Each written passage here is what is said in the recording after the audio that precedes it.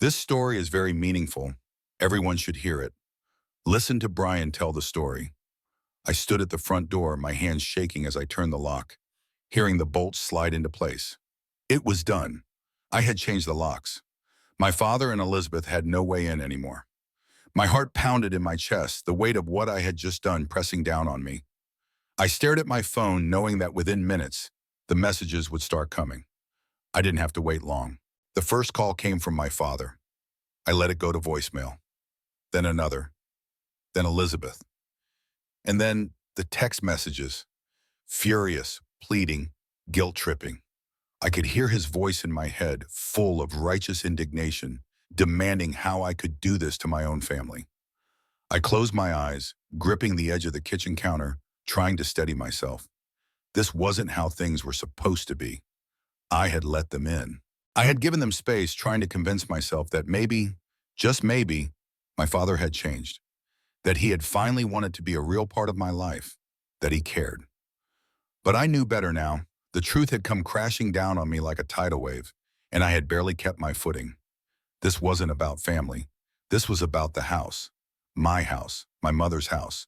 The only thing she had left me. The one place that still felt like home. And they had tried to take it from me. I thought back to the moment everything had unraveled, when my suspicions had become undeniable. My father had called me into the garden, my mother's favorite place.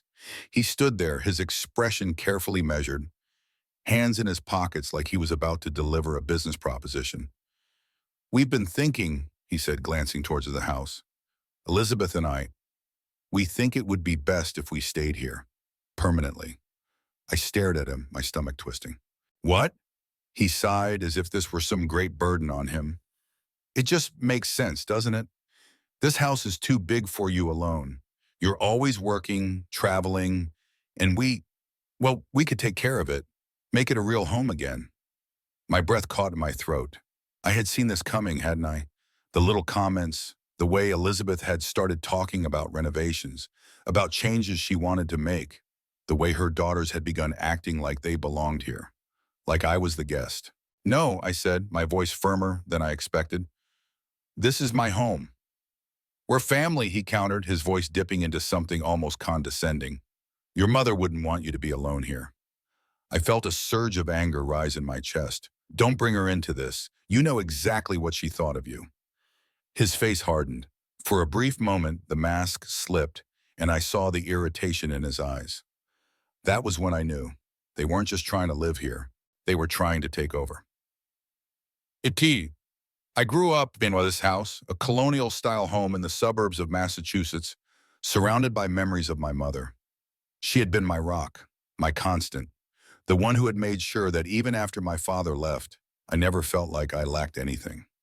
She had built a life for us here, pouring love into every corner, from the way she decorated to the way she cared for her beloved rose garden. My father, on the other hand, had always been more of a stranger than a parent. He had been a successful corporate finance executive, always too busy, always too preoccupied. After the divorce, he moved on quickly, burying himself in work and new relationships, never once making an effort to be a real presence in my life. When my mother passed away suddenly from a stroke, I had been devastated. But she had planned for everything. Her will was clear. This house was mine. She had made sure I would always have a place to come back to, a safe harbor in the storm. My father hadn't cared, not at first.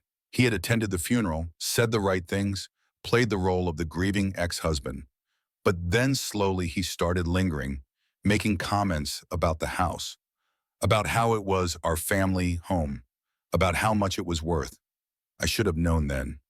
Then came Elizabeth. She had entered his life with a practiced smile and a charm that could fool anyone.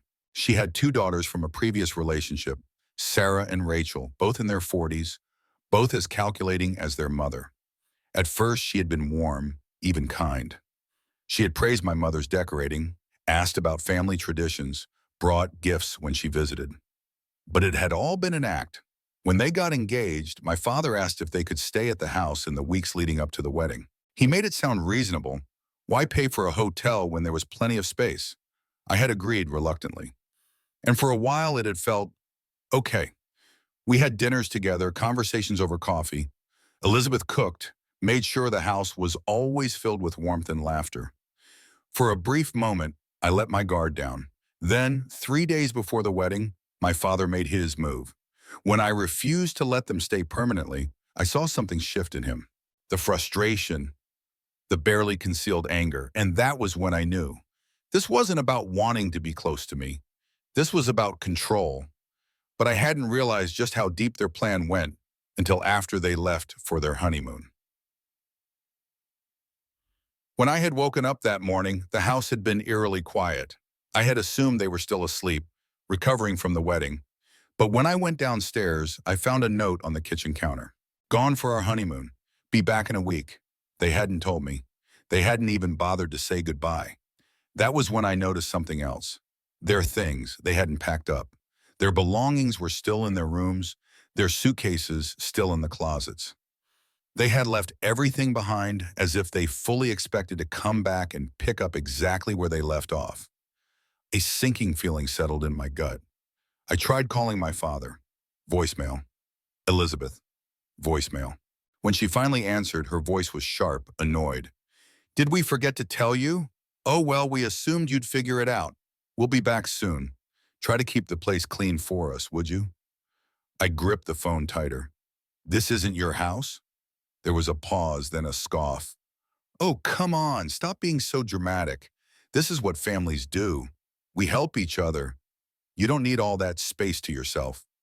I don't need you here, I said through clenched teeth. Her tone changed, sharpening into something almost mocking. Oh, honey, you don't really have a choice. And that was it. I hung up, my hands trembling with rage. That was the moment I decided I wasn't going to let them take anything from me. I called a locksmith. I had every single lock changed within hours. I took pictures of everything, documented every inch of the house. Then I packed up their belongings, sealed them in waterproof containers, and left them outside on the porch. When I sent the message telling them what I had done, the response was immediate. My father called me a disgrace. Elizabeth accused me of tearing apart the family. Her daughters sent me threats, blaming me for ruining their fresh start. But I didn't care, because for the first time, I wasn't the child seeking my father's approval. I wasn't the person desperate for connection. I was the owner of this house, and I wasn't letting them take it from me. The messages kept coming. Some were pleading, others were furious. My father's voice on voicemail was thick with outrage, his words laced with disappointment and manipulation. Your mother would be ashamed of you, he spat. This is how you treat your family? I clenched my jaw, my grip tightening on the phone. It wasn't the first time he had tried to use my mother against me, twisting her memory into a weapon. But he didn't know her like I did. She had seen him for who he was. She had fought to keep this house, not for herself, but for me. And now I was doing the same. I blocked their numbers, every single one of them. Elizabeth, her daughters, even a few distant relatives who had somehow been pulled into the drama. Then I went a step further. I installed security cameras, alerted my neighbors, and made sure that if anyone tried to set foot on my property, I would know. For the next few days, the house felt different, quieter. For the first time since my mother's passing, it was truly mine. But the peace didn't last. On the third day, a neighbor called me while I was at work. Hey, she said cautiously, I don't want to alarm you, but your dad and Elizabeth just drove by. They didn't stop, but they slowed down in front of the house for a while. A chill ran down my spine. Did they do anything? I asked. No, she said, but they didn't look happy. I thanked her and hung up. My stomach twisted into knots.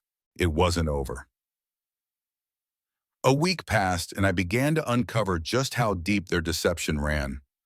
A family friend, one of my father's old colleagues, reached out to me. She hesitated at first, but then she said the words that made my blood run cold.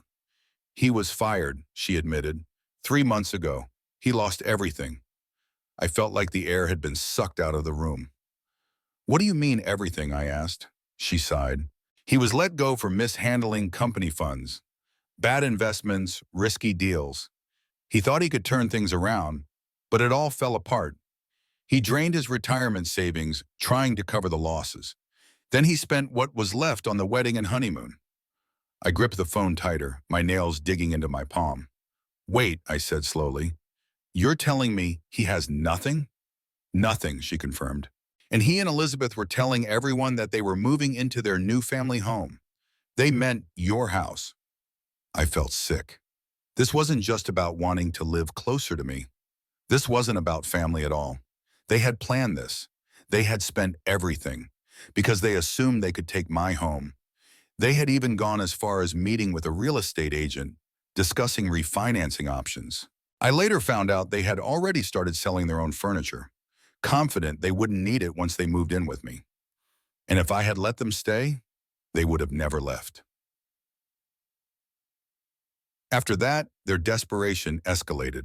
Elizabeth called me out of the blue, her voice trembling. I just want to talk, she said, sniffling.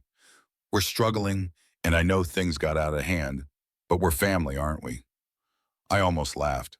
The same woman who had mocked me for thinking this was my house was now begging for help. You and Dad tried to steal my home, I said, my voice cold. You lied. You manipulated. And now you want sympathy? She hesitated, then her tone hardened. You'll regret this, she snapped. One day, you'll be alone in that big, empty house, and you'll wish you had let us stay. I'd rather be alone, I said simply, and hung up. Shayam.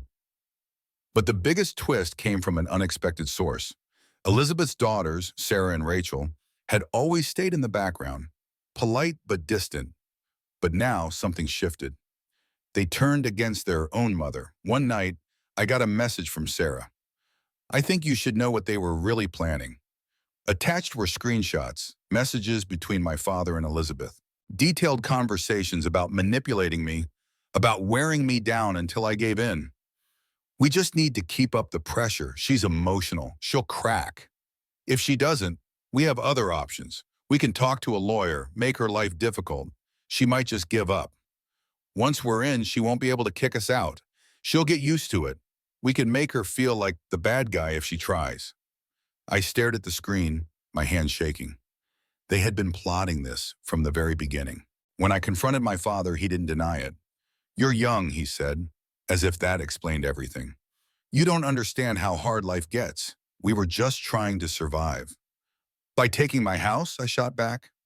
We're family, he repeated, like that somehow justified his betrayal. I took a deep breath. Not anymore. The final blow didn't come from me. It came from Elizabeth's ex-husband. Her daughters had told him everything. And Michael, a wealthy businessman from Houston, wasn't the kind of man to sit back and watch. He reached out to me directly, polite but firm. I want to fix this, he said. And he did. He paid for them to move back to Houston. Set Elizabeth up with job interviews, made sure they had a roof over their heads, but under his conditions. One of them being that they never contact me again. They left in silence, their heads bowed, their carefully curated lies crumbling around them. But even in defeat, they couldn't admit the truth. Elizabeth posted on social media about new beginnings and exciting opportunities. My father sent a mass email to the family, making it sound like this had been their choice all along. But I knew the truth, and so did everyone else. Now my house is mine again, truly mine. The quiet no longer feels empty. It feels peaceful.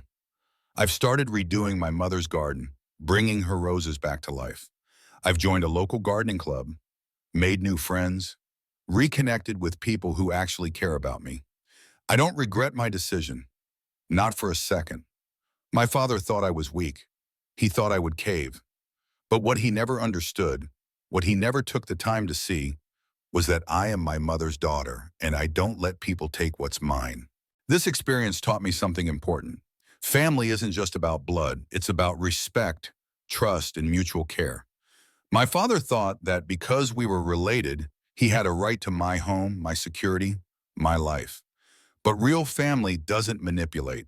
Real family doesn't take advantage of your kindness and then guilt trip you when you stand your ground. In the end, I learned to trust myself, to listen to that voice in my gut that told me something was wrong. My mother left me this house because she knew I would protect it, just like she protected me. And I did. But this isn't just my story. I know I'm not the only one who's had to deal with family members who overstep, who manipulate, who believe they are entitled to things that don't belong to them. So I want to hear from you.